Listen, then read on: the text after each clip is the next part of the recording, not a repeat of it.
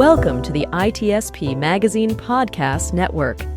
You are about to listen to an episode of the Audio Signals podcast with Marco Ciappelli. In this new season, Audio Signals is repositioning its antennas, focusing not just on the stories, but on the storytellers. In our modern hybrid analog-digital society, the art of storytelling has never been more vital or displayed such a diverse array of forms. Recognizing this, our conversations will spotlight the narrators, providing a unique exploration into the minds behind the narratives. From authors to podcasters, visual artists to songwriters, and everything in between, we will engage with all who contribute to this extraordinary tapestry of human experience. We are all made of stories after all.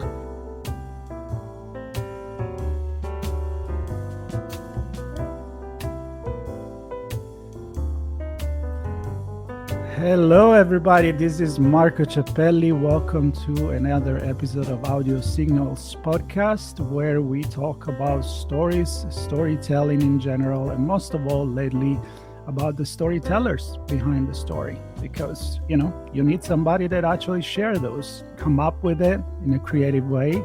Sometimes we're driven by pure entertainment. Some other times I feel like we're driven by a deeper reason, like a vision or a mission that we want to change something in the world. I have the feeling that this conversation is about a little bit of this and a little bit of that. There's going to be a lot of conversation about performing, about music, about storytelling, and as usual, enough about me chatting.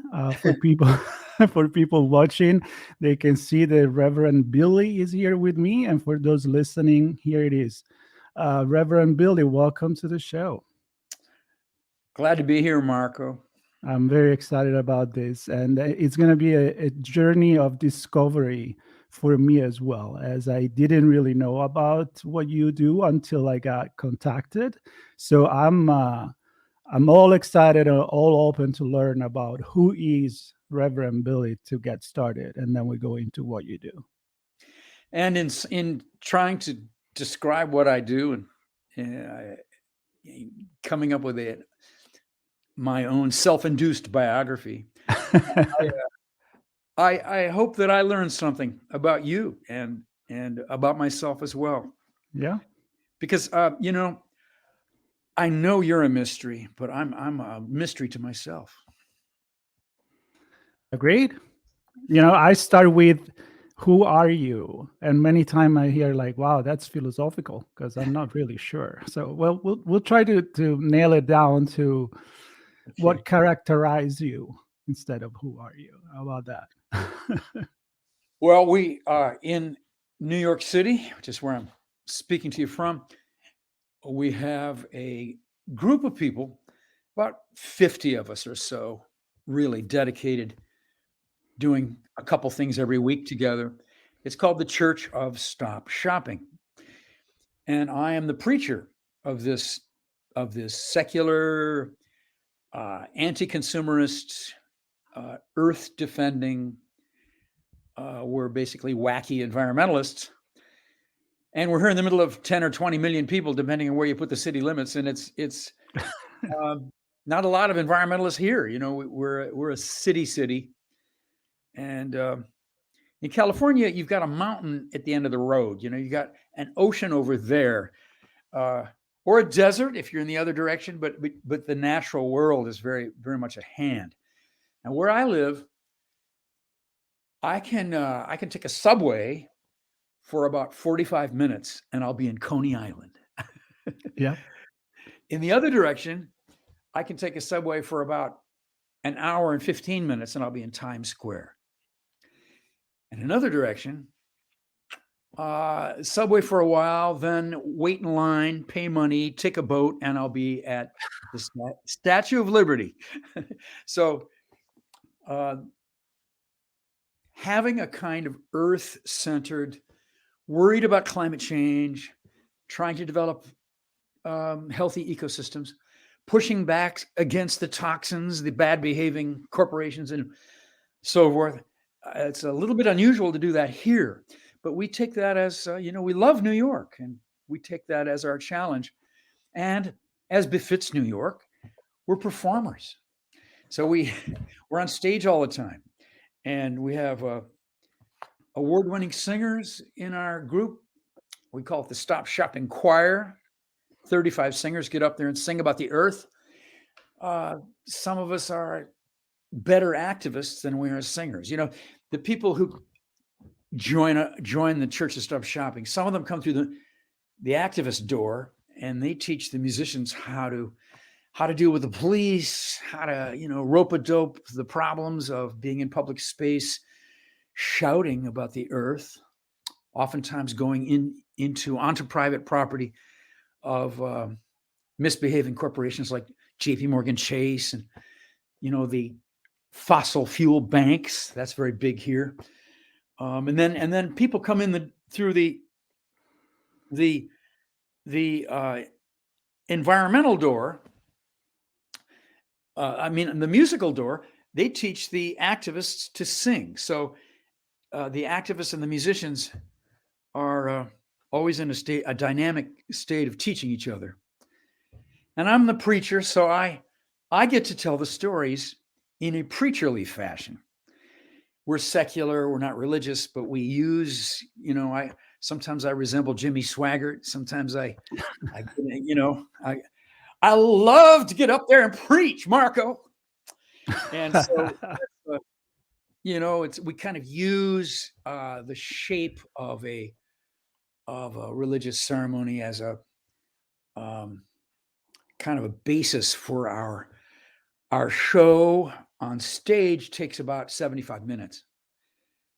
And our show on the sidewalks and streets and in the lobbies of bad banks, well, that's all different kinds of time frames. Sometimes it's very quick when the police show up and kick us out.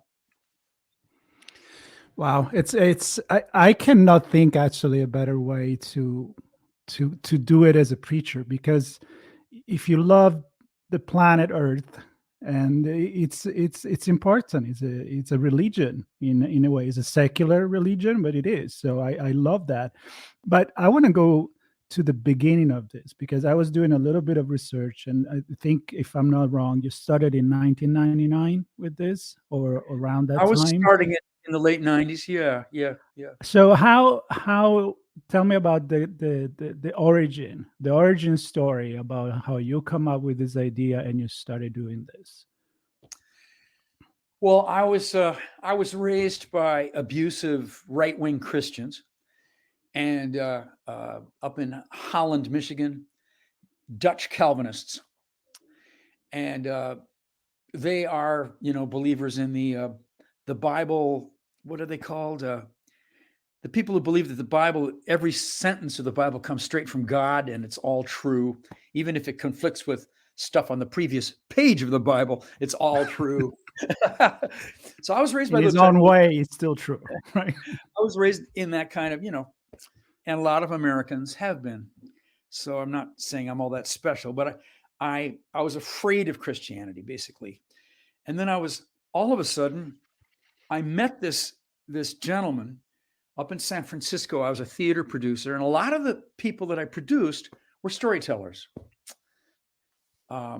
Spalding Gray and Danny Glover reciting Langston Hughes poems. And, I produced people who got up there by themselves and held the stage by themselves and told a story. That's what fascinated me. Sold a lot of tickets up there in the Bay Area. Well, then this one person shows up and takes me out to lunch, and he's a priest from the Episcopal Church, and he says, "Don't be afraid of Christians. Don't be afraid of all that. They're doing what they can. Just, we have lots of different religions in our culture here in the United States, and some people call it a Christian country, but it's everybody now. So just take it easy, and he kind of mellowed me out.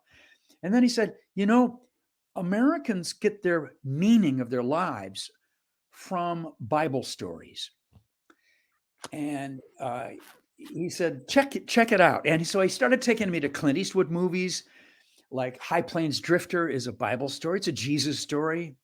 mysterious man comes to town. Everybody falls in love with him.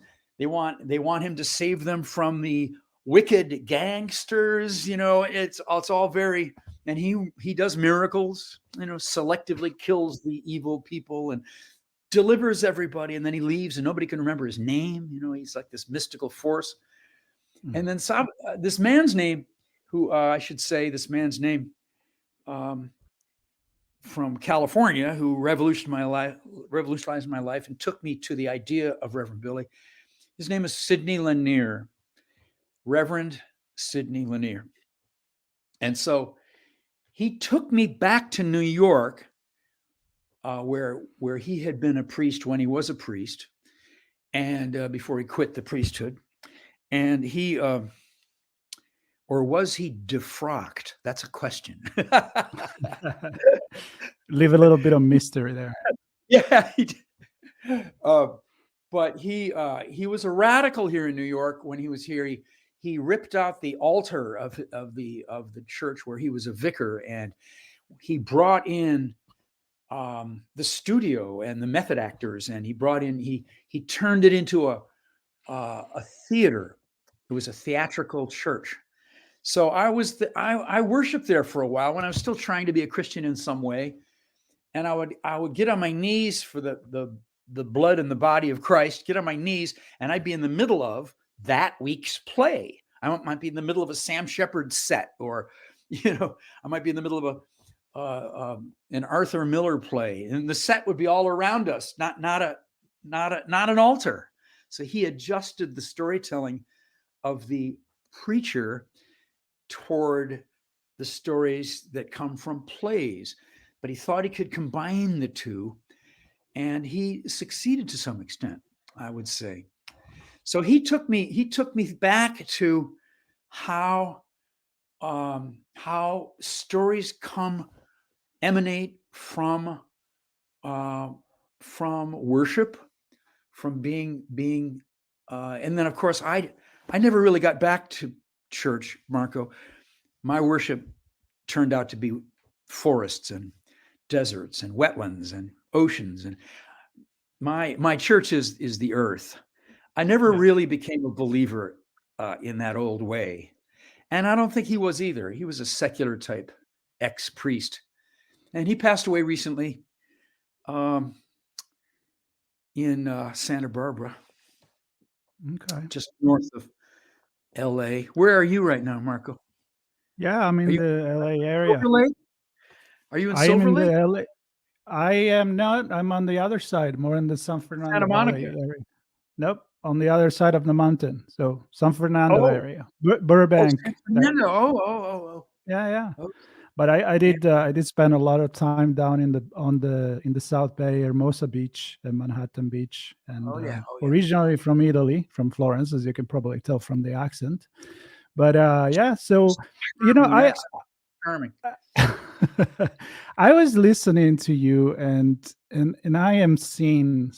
This is how I am. I say I like to watch TV on the radio. Like, I like to imagine things when people tell me stories. I am envisioning this church where you guys are acting, and I'm thinking, like, all the stories, they're connected together by the archetype. Like you talk about the Bible and how even the character of in a movie like Clint Eastwood is the story of maybe he has a lot of Jesus stories, right? Yeah. But they're all stories that, if you look at the archetype of how we tell story, you can find that in Star Wars. You can find that in the Disney story. So yes, right. So, but then we do find a different way to dress them up and to share them. But at the core, there's always some kind of hero, some kind of problem, some kind of enemy. And in your case, you decided that your background was going to be also a mission and a vision to make a change, because that's what you're doing. Yes. So at the beginning was pretty much you, I'm guessing, and were you just like going at the corner of the street? Sure. I was out there by myself for years with Okay. Sydney advising me and so forth. And I was in Times Square a Right. lot with the other crazy preachers. But then Sydney started saying, Times Square is near the church where he did his experiment of tearing out the altar, St. Clement's on Restaurant Row, 46th Street. But he said, choose a devil, and we need to make up a kind of secular theology to tell that story. And so the devil was Mickey Mouse, and Disney is a 100% sweatshop company and a union busting company, bad behaving company. And so Sydney put me right there in front of the Times Square Disney store. And, that was where I learned to preach on the sidewalk, which is a very difficult thing to pull off. You really have to, as the preachers say, you have to get your whoop, like Whoopi Goldberg. Whoop, you have to get your whoop. So I was out in front there, and the first several months, all I could do was get hoarse. I'd lose my voice because the white noise level in Times Square is so high. Mm-hmm. But after a while, Sydney worked with me. After a while, I was standing in front of the Disney store. Don't bring your child into this den of iniquity. There's nothing on these shelves but sweatshop products. $29.95 for a Pocahontas pajamas. What is that? 14-year-old girls in Tanzania working all night for nothing. That kind of thing. And so I scared some tourists away from that. I would arrest me once in a while. I'd go to jail for overnight. But I could feel something was happening. And when I really got my whoop after like a year or so, then people, and I really had my rhythm, and people would be sitting on cars, and a little group would come around me, and then I'd look back, and there'd be like 3 or 4 people kind of going, oh, ooh, and we started getting a kind of a gospel environment going on, and that was the birth of the Stop Shopping Choir.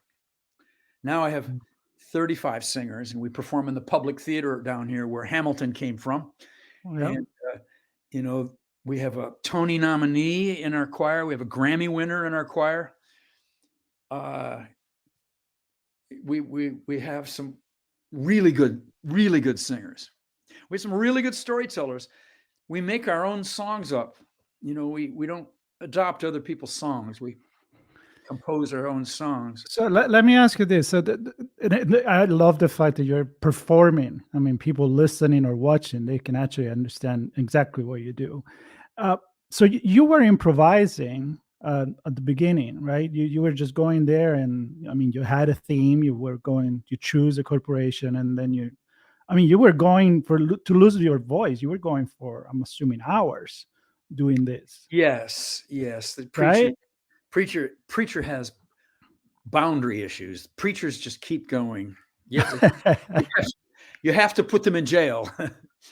But what I'm saying is you were just improvising lines, and I'm sure maybe you had a script in your head, but then you pass from that to working with other people. So you become some sort of a director, you're the leader at that point. I fell in love with a woman named Savitri right at about the point when I had got my whoop. I started hanging out with this lady who turned out was a talented theatrical director. And so Savitri and I, 20 years later, we have a 13-year-old daughter, and we have this big rousing group of New Yorkers who go into Times Square and just shout and shout and shout. And then we go into the concert stage for a while, and the serious artists listen to us, and then we go back out to risk arrest. So sometimes we go straight from the concert stage, and sovereignty leads us. We had one of our local performers, a man named Jordan Neely, was a Michael Jackson imitator and excellent dancer. And he made his living in the subways, mainly. Well, especially I always used to see him in the train that I take from Brooklyn, which is the F train. And Jordan was killed by a soldier because he was having some issues. He was behaving in not exactly a sociable way, but that happens all the time on the subway. And this soldier must be from the suburbs or something. I don't know. He thought it was threatening. Nobody else did, but we went. Our favorite place to perform is the Public Theater, Joe's Pub, right over here on Lafayette Street in Astor Place. You know New York? A little bit. I haven't been there in a while, but yeah. Well, it's right. It's just a few blocks from the Broadway Lafayette subway, where the F train, which is where Jordan was killed. And so we went right out of the theater after our 75 minutes on stage, and went right down Lafayette Street singing. And we went down into the train station and sang and sang and sang. That was Jordan was killed last May. So there's a little bit of a tragedy here. Yep. Yeah. And you said something that it kind of touched me. Like, if you are a New Yorker, you're not bothered by this thing. You know that there is that. And like I said, I spent some times in New York. There are the performers. I mean, I remember walking in Central Park and hearing unbelievable music, comedians, and all of that. But somehow you mentioned this person that then killed your performer, your friend. It wasn't even from there, and it wasn't part of the vibe. So I don't know if I'm going somewhere with this, but you become part of the city, and you accept so much more than what you would do in the suburb. Well, we know that for evolution you have to have mutation, and there are stray radicals that don't necessarily fit. Although he grounded his basic gestures in this most famous of all people, Michael Jackson. He looked like Michael Jackson, and he was very good at it. And then he would go from there. He would go from there. It wasn't just the superstar. It was this individual duetting with Michael Jackson. And so we know that in New York you're going to get scared once in a while because you're making new culture. That's the job of this place. And I think that's about our activity in public space, like subways. We're a walking city. We're canyons of buildings, and we're always like walking into each other and knocking each other over. And what the hell? Hey, watch where you go. Hey, hello. We're constantly. If you land in LaGuardia Airport and you come out of your gate, from your airplane, you get New Yorkers who are listening to me right now know exactly what I'm talking about. You get hit by other people's luggage and they knock you over. They're like glad to be home in New York. I'm not going to make it to baggage claim here, right? But you love that you're back. That it is that crowded, and that there's so many strong-willed people who are just a little bit less polite than perhaps they should be on some occasions. But yeah, Jordan Neely. We named forest down in East River Park. We named the forest the Jordan Neely Memorial Grove, mostly red oaks there by the East River. And now they're trying to cut those trees down. Mm.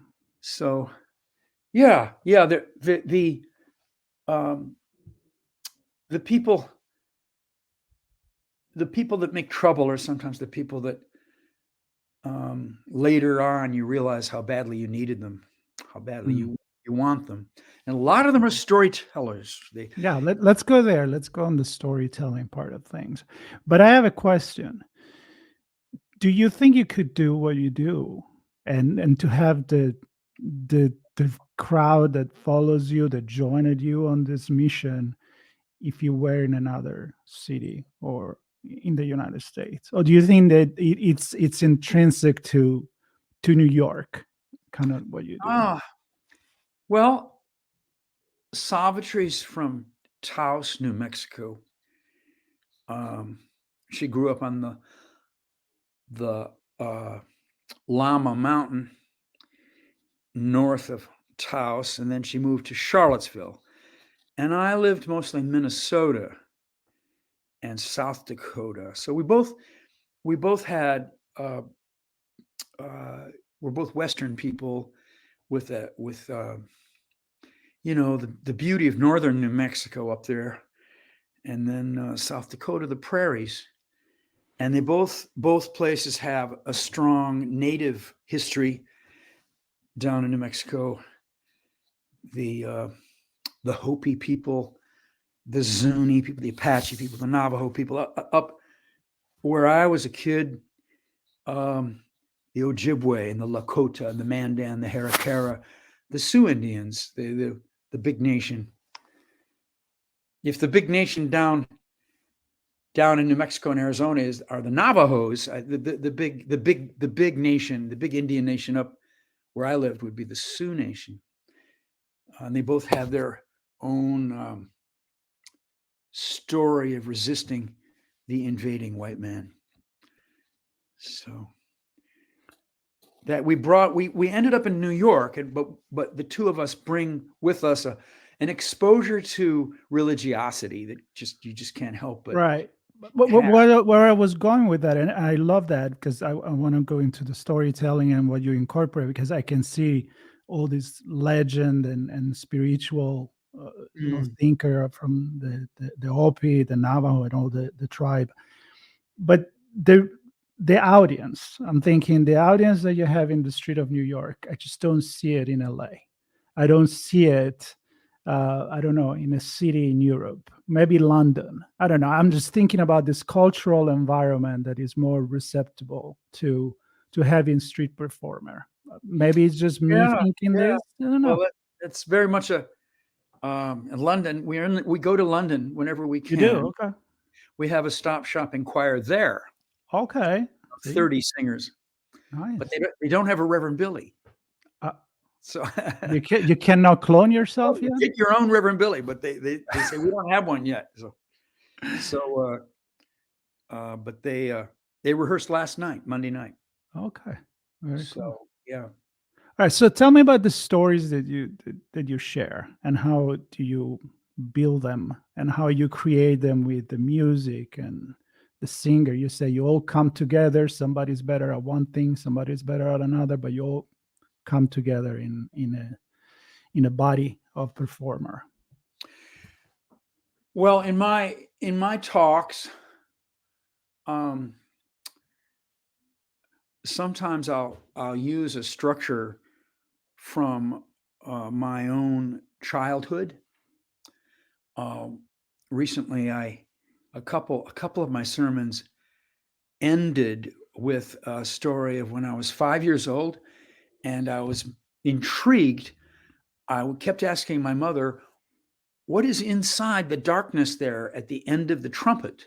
We had a trumpet hanging in the wall from my father in his days in a high school marching band. And I said, well, what's in there?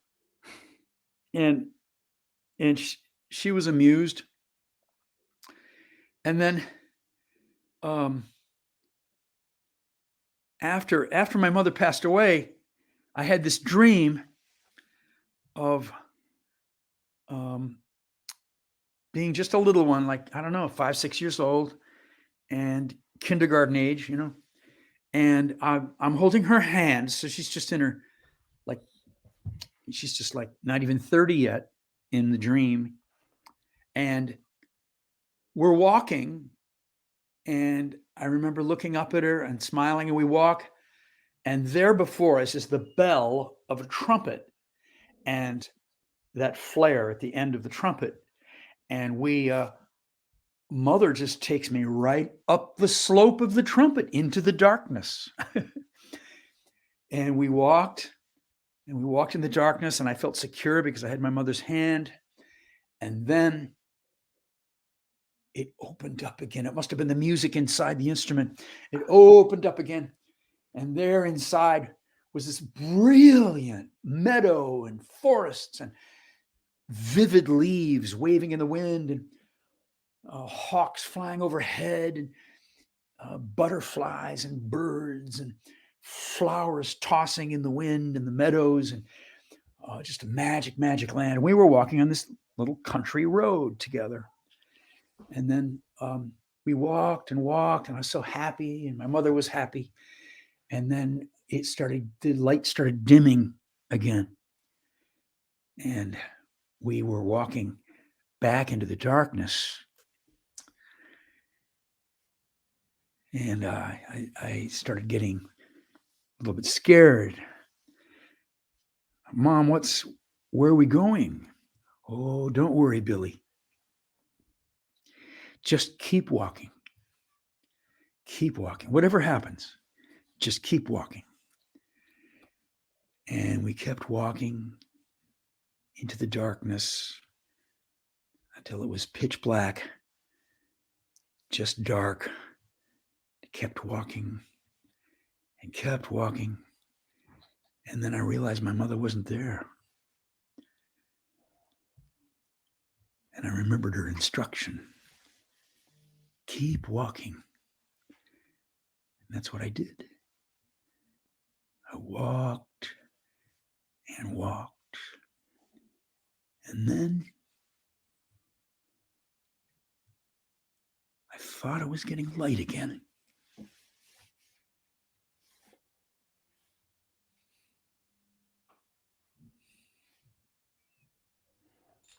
Wow. You sure know how to tell a story.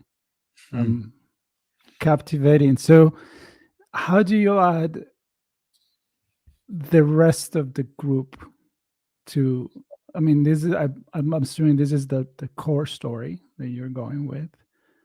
And then do you add music to it? Do you add performing art around you?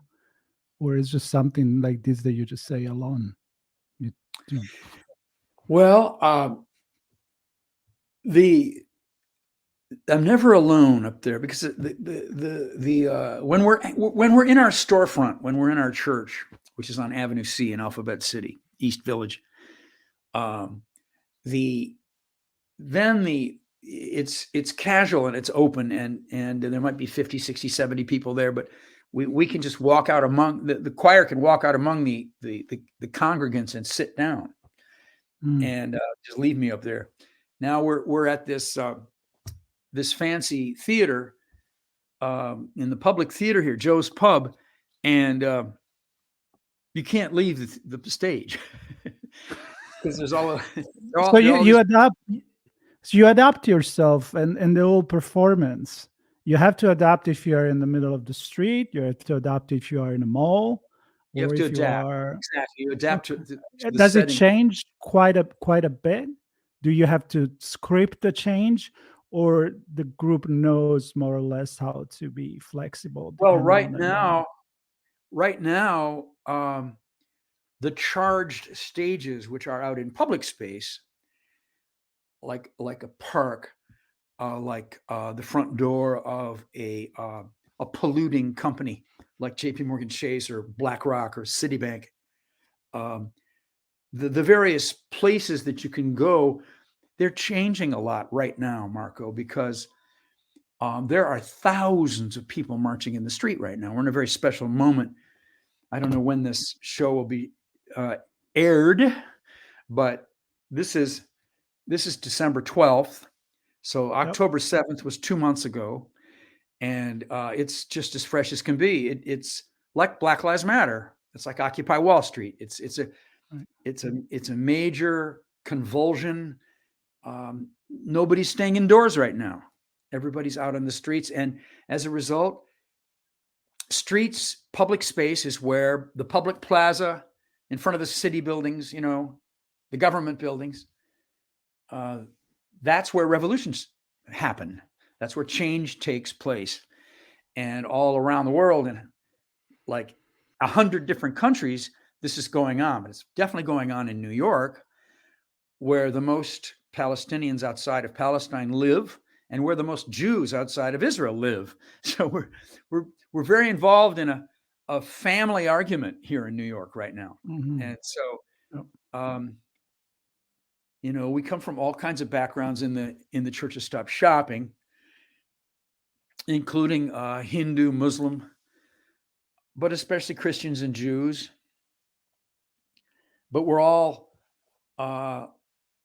not religious anymore. We're basically resisting our grandparents' fundamentalism.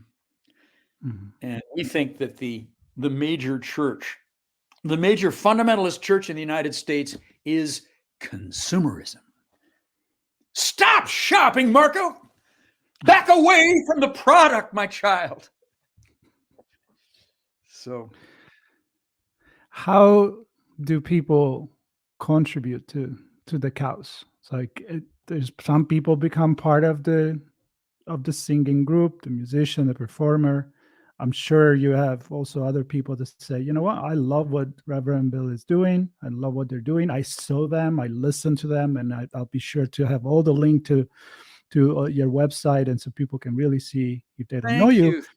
But how can they? I mean, what are you looking for right now, apart from keep doing what you've been doing? That you clearly have an unbelievable passion for it and a talent for storytelling. If people want to get involved, what can they do? Talk to us. Stop shopping. Our website is revbilly.com. There it is, next to my chin, right there on the screen. Yep. We're pretty open. We're pretty out there. We just accept we have a storefront right on the. It's a converted bank, ironically enough. It's right on Avenue C, and there it is. It's right on a supporter rents it to us at a cut rate, and the door is always open. People just walk in, and we're not careerists. We don't separate from the hoi polloi. I don't think it's a time in the art world. It's not a good time to be have a prestigious position that's removed from people, because the crisis of the earth and the crisis of humanity is not something you're going to get away from. I know the wealthy people think that they can hop in a spaceship with Elon Musk and go to Mars, but in fact, we're not going to even be able to get to Long Island. We won't be able to get to San Fernando. You're not going to get up the grapevine. There's no escaping. It's the earth. The earth is in the sixth extinction. It's in a state of fast evolution, lots of death, lots of life. The book is being rewritten, and the stories will be changing. We let it be rough, Marco. We let it be rough. We let the Jordan Neelys come in and scream if they need to. That makes my stories sharper. It makes the songs better. We have one song. Maybe you can play it in the course of your. It's called "The Great Outdoors," and Neil Young made it the song of the week on his website. Cool. What did you do to the great outdoors? And it's a punk from the future who is appearing in the doorway of some consumer tourists, and she demands to know, where is the earth? I want to go for a hike. What did you do to the earth? And and it's sung in our performances by Francisca Benitez from Chile. And she just gives it this very special flavor. So we will have prophetic songs. We will have songs like science fiction. That song takes place in 2044.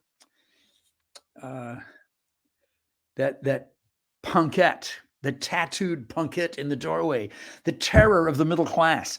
She sings, "I am the X in extinction, you fool."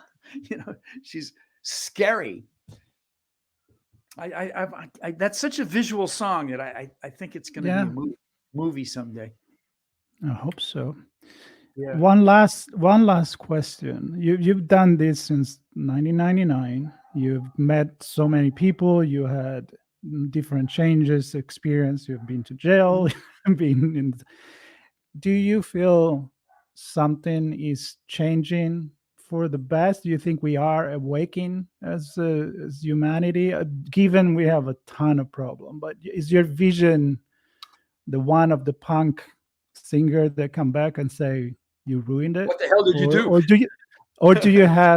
Or do you bring it to the extreme in your storytelling so that you move people, but inside are you still positive? Right now we're in hell. We're in, Marco. Right now, you've got a good Christian name, Marco. Well, we've got the International Climate Conference in Dubai. The host is an oil executive. He invites everybody there. He pays for it. And then it's like, it's a joke. He says, and by the way, I don't believe in the climate science. I don't believe it's really happening. I don't believe we'll ever get to 1.5 Celsius. I don't think, it's a cruel joke that he's turned this worldwide conference, and he invited 2,500 people from oil companies. And it's like a feast. It's like the triumph of fossil fuel over the people the scientists and the people who are trying to save the animals and plants and trying to save their own children. And then just across the way from the Arabian desert, you have, of course, the two tribes there that are now in full. It's just so sad. I'm going to start crying. It's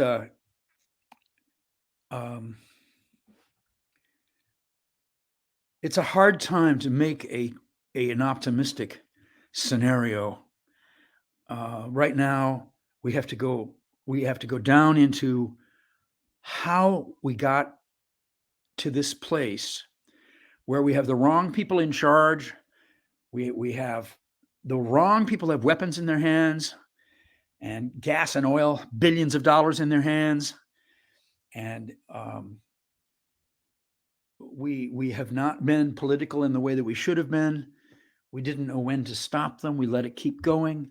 We allowed ourselves to be depoliticized by consumerism and by nationalism and religion and all these fundamentalist belief systems that don't apply anymore. They're just dangerous now.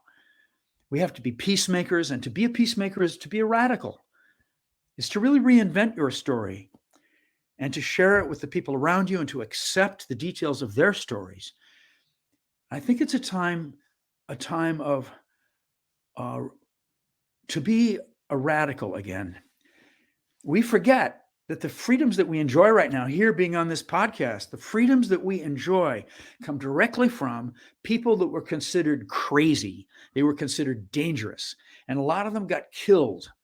But the movements, think of the abolition of slavery, think of the labor movement, think of the suffragette movement, giving women the vote, think of the labor movement, think of the civil rights movement, the peace movement, the women's movement, the ACT UP, think of all the movements.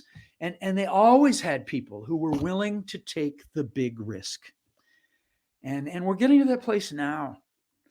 People are dying as we speak, Marco. I mean, right now, it's just a time of great mortality, mass mortality, ongoing. And so much of it is children. looking into those children's eyes is something we're all doing right now. All of us. We can't avoid it. And it is changing us. We're in a state of change right now. Just talking about myself with this history. You wanted to go back to my origins. I feel like my origins are right here, right now. I think it goes the other way. I think this is my history, and time goes backwards towards the other direction. I think it is that radical. It is that's like the science fiction story, right? What I just said, time going backwards. That's exactly what's happening. So I agree with you. I think what you picture it's very moving. Again, you're an amazing storyteller. You're very passionate.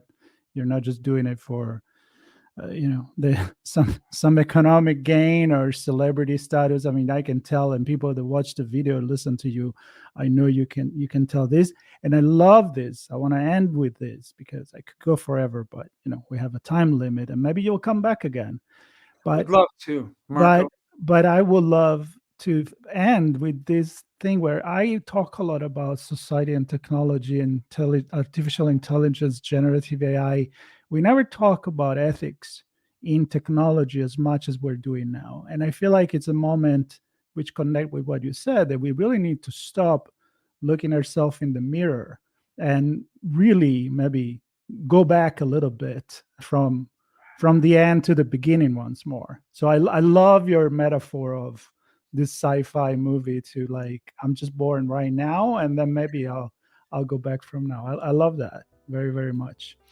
So Billy, I enjoyed very much to have you on. You've been moving me, and I think you've been moving people listening, and I hope everybody's going to go check out your website, come and see you in the street, in the theaters, going in the UK, where I'm glad to hear that you have something going on there, and share the story, share what you do, and they can participate, donate, come and sing with you. Why not?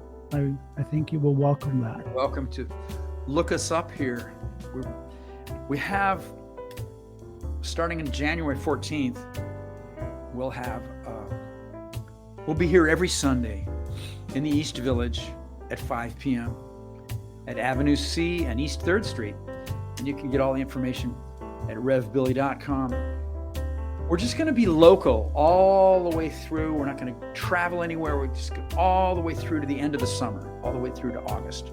Cool. So we're going to get 7 months of just every Sunday, baby. I have made a mission to get myself in New York soon. If I come, I'll show up. Visit. Right there, for sure. We got a couch here for you. You'll see me. All right. Billy, thank you so much. Hallelujah. Thank you, everybody. Bye-bye. Bye now.